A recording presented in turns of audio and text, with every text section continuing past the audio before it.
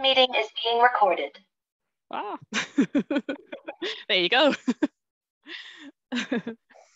Can everyone hear me okay? Again, flag in the chat any problems and John will prompt me as he's used to do. But I make it sort of 5-6 minutes past 6 now, so we better get going so we can keep to time for everyone. And everyone's welcome to join us when they're able to. So, hi everyone, and thanks so much for joining us this summer evening. I'm Julie, for those of you who don't know me, and I'm a curator at the New Art Gallery in Walsall, which those of you far flung, it's in the West Midlands. We often get mistaken for being in Poland, but it's not that exotic. We're in the West Midlands, UK. And for audio description purposes, I'm a white blonde woman in her early 40s, wearing a Birmingham Commonwealth Games Pride t-shirt as an adopted Brummie. So I'm just going to start off by doing a little bit of housekeeping. And to tell you a bit of background and intro to the project. So at the New Art Gallery, I am responsible for our public collections. And over a considerable period of time, I've been reflecting on all facets of this responsibility and of what collections represent and who they are for. So growing up in a low socioeconomic background in Dundee, I didn't really have any experience of art or museums at a young age. But it was only really in my late teens when Dundee Contemporary Arts opened that I got really excited about this cool new building in the city centre that used to be a garage. And I went on a free curator's tour given by Katrina Brown, who's quite well known now. And then I didn't even know what a curator was, I had no idea. But that sort of got me interested in the arts, and I was lucky enough to be able to go to Edinburgh Uni, where I went to study French, but then ended up with an art history degree. But all that time and subsequently, I kind of realised that I never really felt and still don't feel that I belong in that world or that it's for me. Historically, museums and the art world has been for the privileged few. Rich, white, ableist, heterosexual presentations have always dominated the conversations. And even when the artworks themselves don't necessarily always align with this criteria. So in trying to find my own place in the museum sector, I realised that I wasn't alone and that these stories do belong in museums and are represented there, but have often been suppressed over many years. So the current collections programme at the New Art Gallery is committed to readdressing the balance. And as a local authority organisation, we have a responsibility to reflect and represent the people of Walsall and the contemporary public who own these collections so that they can truly be for the benefit of all. So over the next 3 years, as part of the next ACE funding cycle, we hope, a commitment has been made to diversify our collections displays and permanently embed the voices of protected characteristics throughout. So to begin this project, I wanted to celebrate the LGBTQ+ community, as this community has been identified as underrepresented in cultural activity in the Black Country. And for those of you who don't know, the Black Country is the industrial area of the West Midlands with towns such as Walsall and Wolverhampton. John knows and this anecdote that early on in the project, we went to speak to the LGBT Society at Walsall College, and I was telling them about the Keith Piper exhibition we had on, and that they were asking me like, is he from a Black country? And I was like, really like, he's British, he's from the UK, and was like, thought they were being terribly racist, and John was giving me the death stare, and then I realised like they were asking me, is he from the Black country? So I've only worked in Walsall for nearly a decade, and I was like, oh, I'm Scottish, I'm sorry, the Black country. But until I worked in Walsall, I didn't know what the Black country is, that's why I'm explaining it. So surprisingly, given the arts context of the gallery itself, at the time I was developing this project, we only had one openly out member of staff who identified as LGBTQ+. We now actually have 3 because someone's returned from a sabbatical and we have a new member of the team. So that's brilliant. But these staff members are all part of our front of house team as well. So I realised that to address this topic appropriately, I needed some support. So I'm an ally, and then I'm the gatekeeper to these collections, for want of a better term. So I can definitely research and give examples of work by queer artists and explore queer themes, but that's from my perspective. And I didn't have the lived experience to be able to tell the LGBTQ+ community what was queer about our collections. So that was definitely not my place, I felt, and I was really mindful of that and had that responsibility. So I wanted to work together, and for me, it's really important to work in co-production with those with lived experiences. So I needed help, and the aforementioned John Slee had an enviable task of trying to help me, and he's going to introduce himself in a second. So he is the West Midlands go-to freelance art educator who was able to help me develop relationships with the wider queer community and offer both lived experience and attuned art historical knowledge to the project. So with his support, we were able to reach out to various groups and try to engage with them on their own terms in a mutually supportive and developmental way. So we were then able to form an amazing LGBTQ+ community panel to truly drive this collections project, who were so generous with their time and insights and conversations to make this Queering the Collections project a reality. And I learned so much from them all and thoroughly enjoyed exploring our collections together with them. It brought me immense queer joy. And I was very concerned all along of the work being seen as a one-off tokenistic project as well, like done the queer agenda, tick, that kind of thing, because my aim was to disrupt and permanently change the collections displays to reflect the diversity of society and our audiences, so that everyone feels like they belong at the New Art Gallery and the permanent visibility is there. So that's just a wee bit of context and background. Now I would like to introduce my co-hosts this evening and what they'll be doing. So on the chat and Q&A this evening, it's the man, the myth, the legend, Mr. John Slee. Do you want to say a quick hello? Hello, my lovely friends. My name is John Slee. My pronouns are he, him. I'll be manning the chat throughout.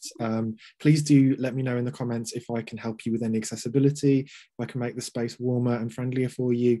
And if you have any questions that you want to pass forward, I can be your voice, or I can bring you up onto the screen and you can ask directly. Merci. And representing the LGBTQ+ community panel this evening, we have live from her bed in Worcester, my fabulous friend Corinne. So can you come on and say a bit of a hello? Yeah, thank you for that introduction, Julie. So I'm Corinne and my pronouns are they, them. I identify as gender fluid, so sometimes my pronouns, they do change. I'm a disabled and queer self-portrait artist. As Julie said, I'm based in Walsall, and mainly my self-portraits, they influenced by my struggles with mental illness and physical disabilities. And this year it marks my 5th year of spending almost every day confined to this same 2 by 1.5 meter space, my bed. And just for an audio description, I'm a white person. I'm wearing a lilac check dress and I'm wearing glasses, and my wig is bright pink with a yellow strip down the front. Thank you. Oh, perfect. Thank you so much, Corinne and John. And you both reminded me I didn't give my pronouns. So I prefer Julie, my name, or they. So I am just going to, before Corinne's presentation, give a tiny bit more context, like on the collections for those of you that aren't familiar.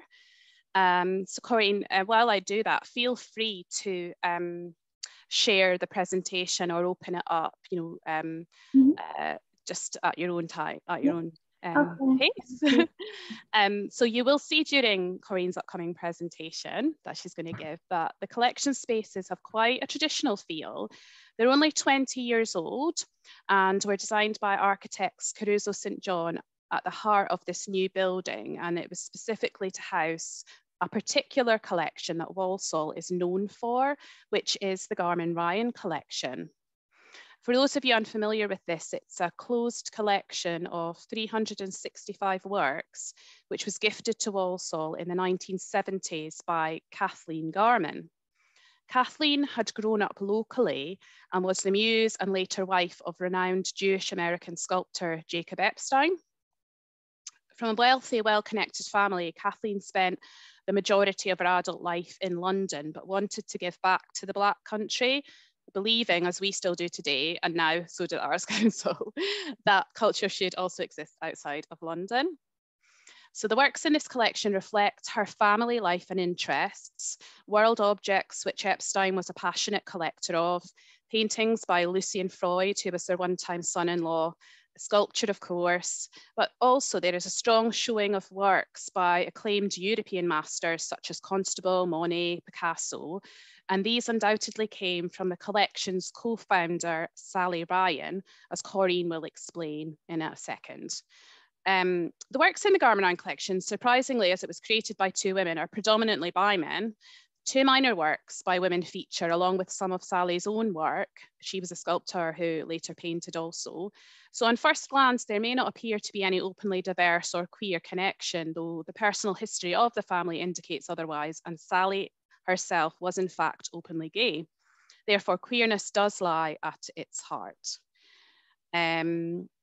Alongside the Garman Ryan Collection, we have a permanent art collection of over 3,000 works collected since 1892, from Victorian genre paintings to contemporary installations. This collection does not have a permanent display, but is shown in dedicated temporary exhibitions. So the LGBTQ+Community Panel explored both the Garman Ryan Collection, creating a permanent queer trail of artworks that they personally selected, and created a temporary exhibition on our floor 2 exhibition space of works selected from the collection store from our permanent collection. So that just gives you a little bit of background before Corinne hits the slides. So she's going to run through this short presentation now, just to give a bit of a trigger warning. During the middle section of the presentation, so around slides 9 to 12 and 17 to 18, there will be discussion of topics around mental health, gender dysphoria, and infertility. So do be mindful of this. A trigger warning, John's going to drop a trigger warning in the chat as well, in case you may wish to mute the conversation for a few minutes.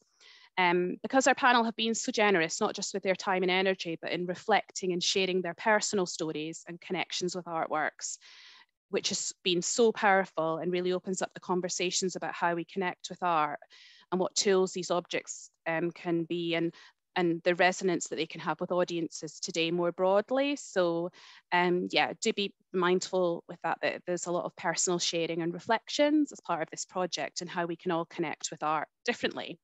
So as John said, please do pop any reflections or questions into the chat. And following the presentation, as I said, I'll end the recording, and we do have a short film as well about the project that we will show before then we get into the Q&A with everyone. So thank you so much. And now, Corinne, over to you in the presentation. Thank you, Julie. So thank you everyone for coming. And as Julie said, I'm a member of the community panel, and I'm really happy to be representing the group here tonight.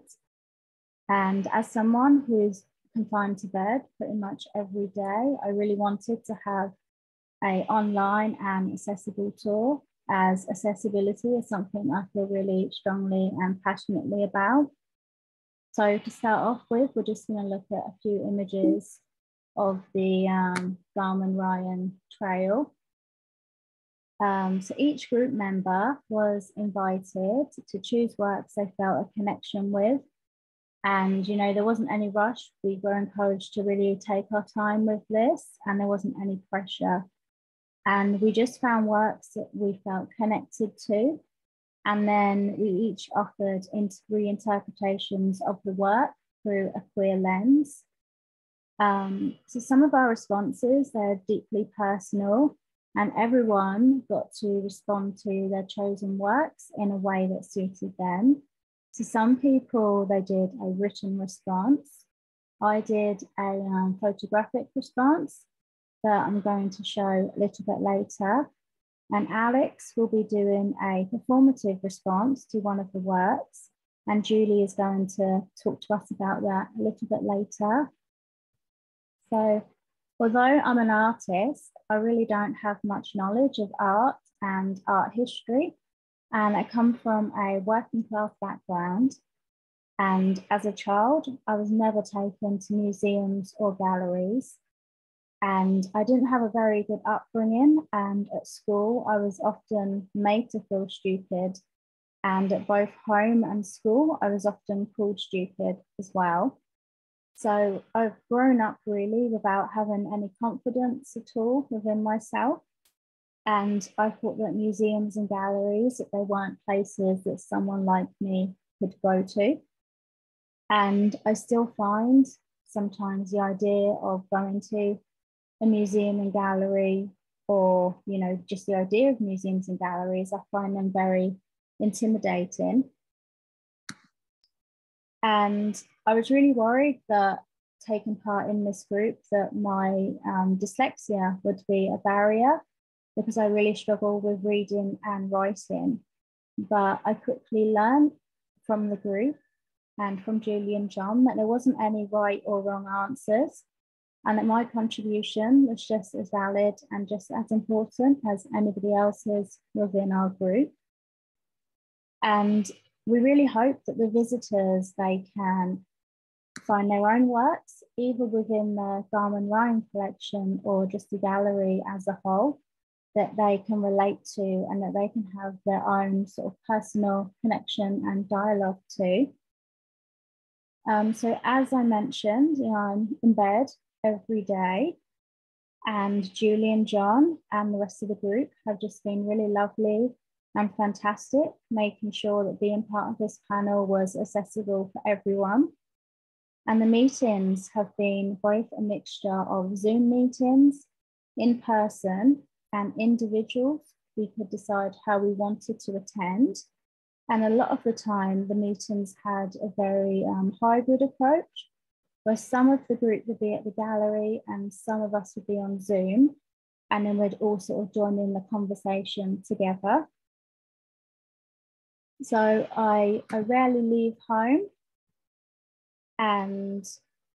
but because of this sort of ongoing relationship that I've had with the New Art Gallery Walsall, I've sort of felt able to come to the gallery for the last few months. I've been going like once a month, and usually that's my only, unless I need to go to the doctors or something, that once a month trip to Walsall is my only trip out. And so I first became involved with the New Art Gallery Walsall in 2021, when I was lucky enough to take part in a remote residency opportunity with the New Art Gallery Walsall and the arts charity Outside In. I then had some mentoring with Julie as part of that opportunity. And then in January this year, my work became part of the 2020 collection exhibition. So I feel that it's, you know, I've known Julie and I've known the gallery for more, you know, nearly 2 years now, I think. And it's taken me, you know, a long time to, you know, build up trust with the gallery. I feel like I trust them, and I know that when I do come in, if I'm not feeling well, that Julie and John and the rest of the group are going to be there to support me and look after me, and that I don't need to worry about anything like that. I also come with my partner, who's also my full-time carer, so I'm not able to leave house alone. And so this piece is our first stop, and it's called the Mask of Necroti. It's made from plaster and it's by an unknown artist. So this was a group choice, and basically queerness, it isn't really a new thing. We've always been here, and we always will be. And this sort of weathered mask, I think, is a powerful symbol of the faces we present to the outer world and the masks that we wear. So as a queer person, I have often had to wear a mask, particularly when I was a child and a teenager. I'd have to wear this mask in front of my family because they are really not accepting of my queer identity.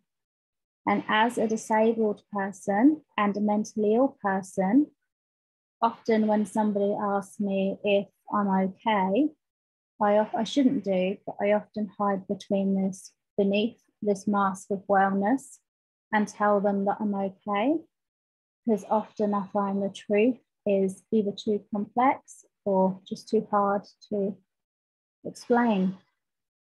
And I think that everybody knows what it's like to wear a mask, whether you're part of the LGBT community or not.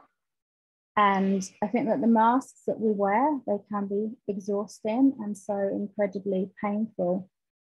I remember learning about ancient Egypt at school.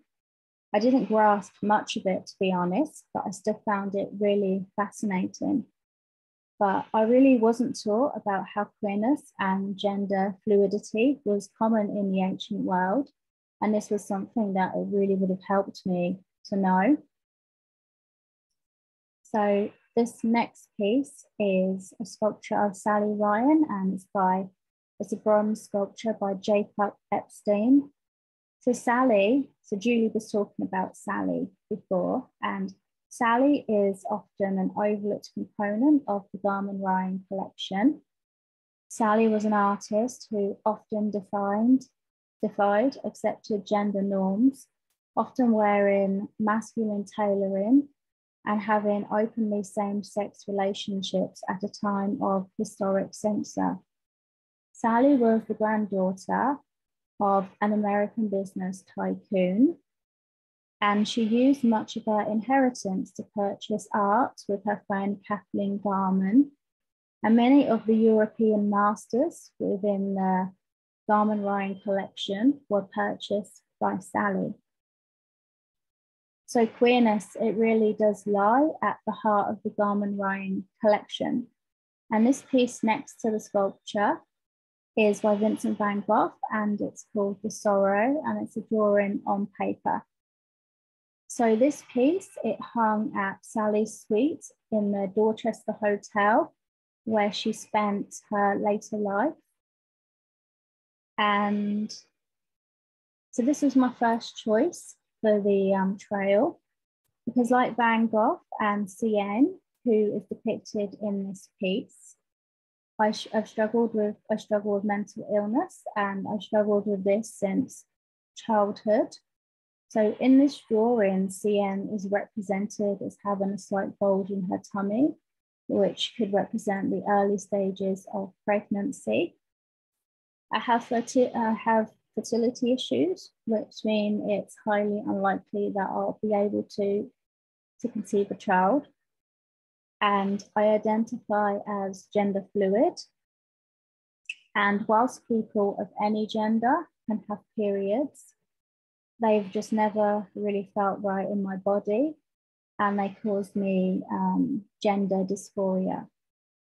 So CN's tangled hair, it reminds me of an umbilical cord and how at birth our gender is assigned for us. So age 12, when my periods first started, I developed the hair pulling disorder, trichotillomania, which is just an uncontrollable urge to pull out your hair, basically. And I started doing this as a result of, I was really frustrated with my supposed femininity. So these are the photographic responses that I produced in response to the sorrow. And these self-portraits were taken in bed, because it's the only place that I'm well enough to work. They're black and white self-portraits that were printed as a C-type print. And then what I do with my self-portraits, I do this in bed as well. I intimately hand color the works with acrylic paint and watercolor. This enables me to add further layers of emotion and pain until the image is born. So I took these self-portraits whilst I was on my period, and it's really just to explore my identity as a gender fluid person. So like I said, each month I experience this gender dysphoria, which is heightened by my struggles with fertility.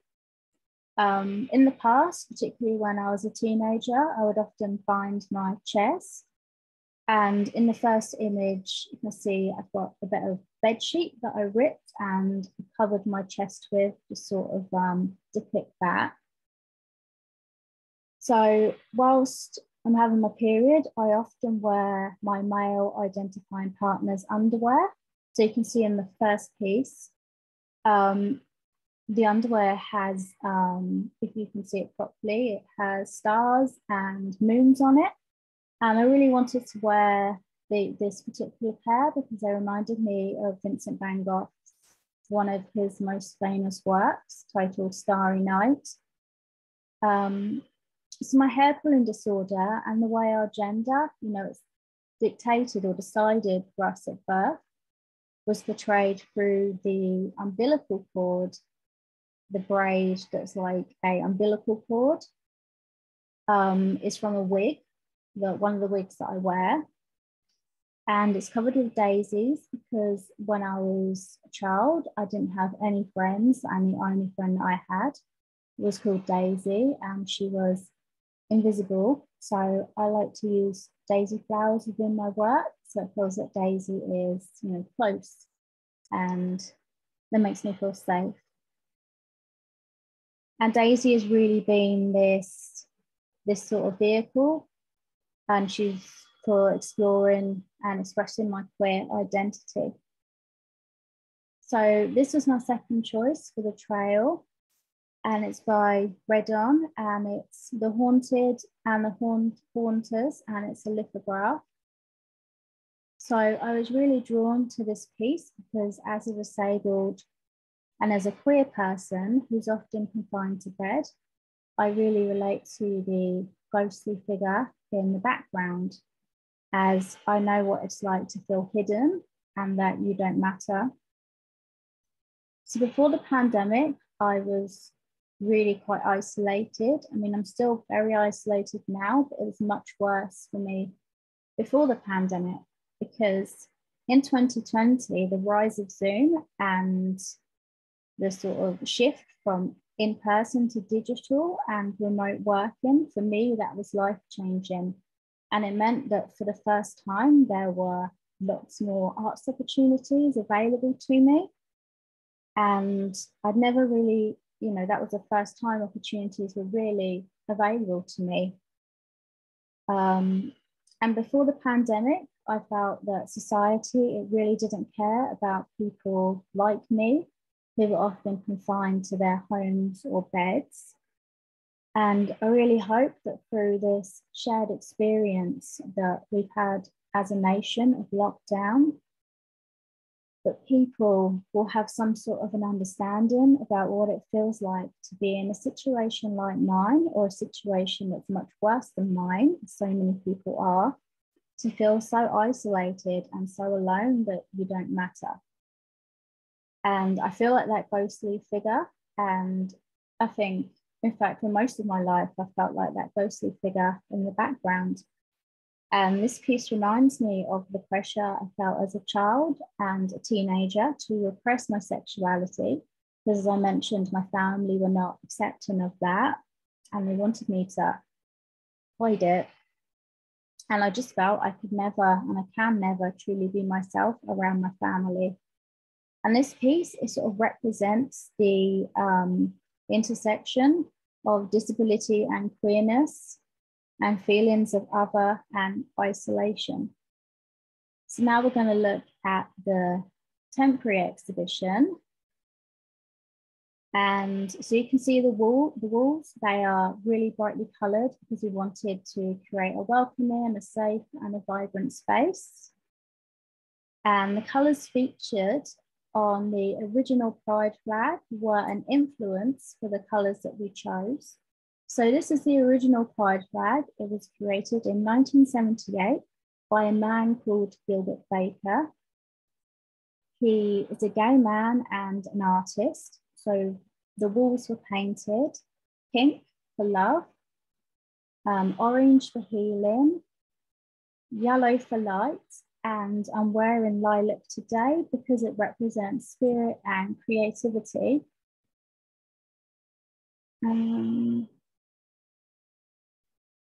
So as a wheelchair user, I find this space really easy to navigate.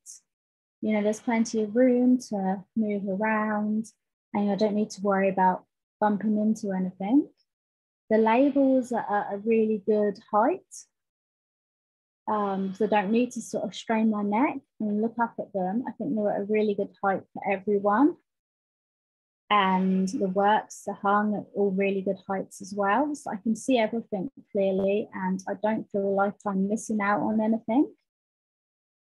And just the building itself it's quite a newish building and it's really accessible and I don't have any trouble at all in my wheelchair as I have done in other buildings. So we have a resources area as well. And we each got to pick text, LGBTQ+, text. And there's also a children's activity sheet. This is the first stop and it's Patrick Hughes' Wet Rainbow. It's a silk screen and it was chosen by John. So because of our rainbow flag, queerness is often associated with rainbows. And I think this rainbow, it looks like it's been freshly washed. It's on someone's washing line, like it's just hanging to dry, like a normal everyday thing. So I think that this dull household domestic chore has been transcended into a really beautiful and unique work. So we're looking at the first piece here and it's by Jordan Baseman and it's called Call Me Mister. It's a mixed media sculpture and it was chosen by our group member, Alice. So I think it's an adult shirt and then child shirt sleeves have been sewn onto it, maybe from like a school shirt or something. And then as we can see, the tie and shirt have just been swamped in this sort of dark cascading hair. For me, this piece reminds me a lot of my childhood because I really loved playing dress up as a child and I loved dressing up in my dad's old ties and work shirts. And I love that just as much, if not more, as dressing up as a princess. And the hair, for me, the dark hair, it makes me think of my hair pulling disorder because my natural hair was dark, a bit like this. And it just reminds me of how, as I mentioned, when my periods first started, I began pulling out my hair because I wanted to strip away my femininity because at that young age, you know, I'd been taught that long hair was for girls and short hair was for boys. And, you know, I didn't want to be a girl, you know, I wanted to be a boy at that point. But now, you know, I've obviously know that anybody of any gender can have long or short hair and it doesn't necessarily mean femininity.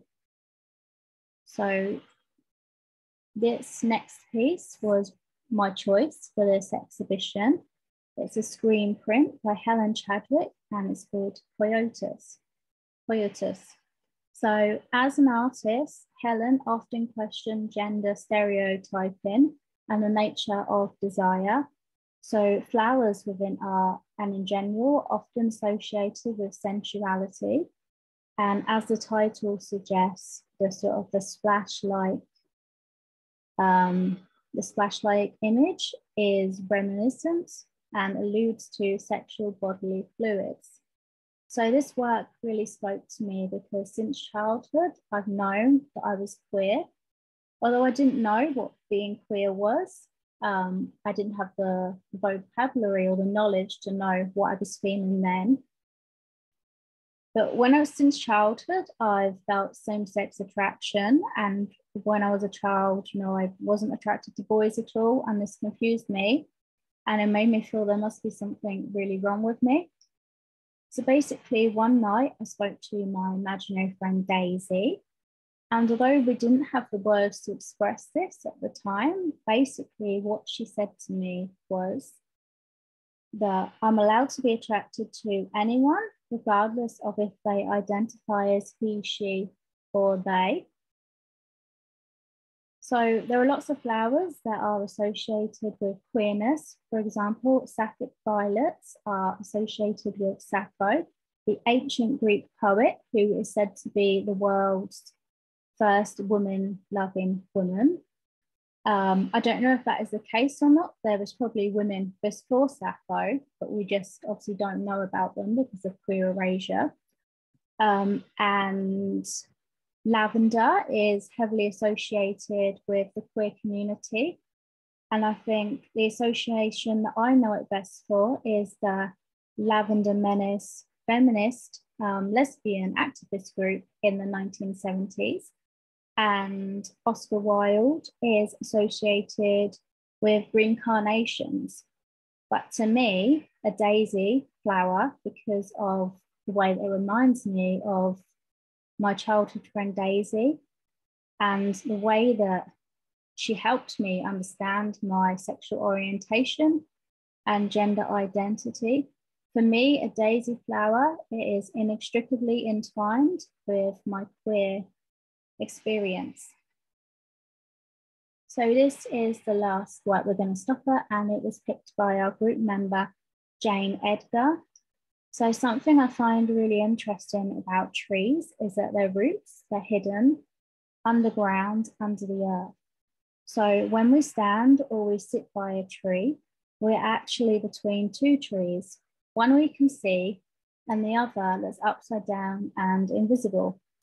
The tree's roots for me are a metaphor of our queer history. Like the roots, so much of our history is hidden and it has been wrongly stolen from us through queer erasure.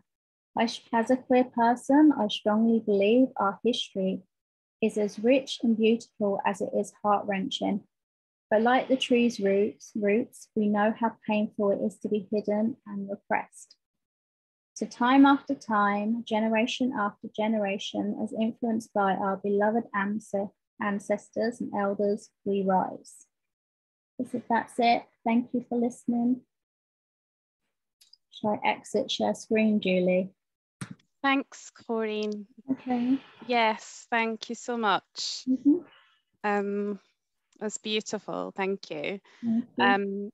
Let's pause and let you catch your breath as well. And if I attempt to share my screen, first of all, I'll stop recording now, and I'll share my screen just for a couple of minutes. There's the gallery film that I'd like to show, and then you can all maybe gather your thoughts, and then we'll have a bit of a discussion and Q&A after that. So I'm just going to pause the recording, try and share my screen, and we'll watch the little film now.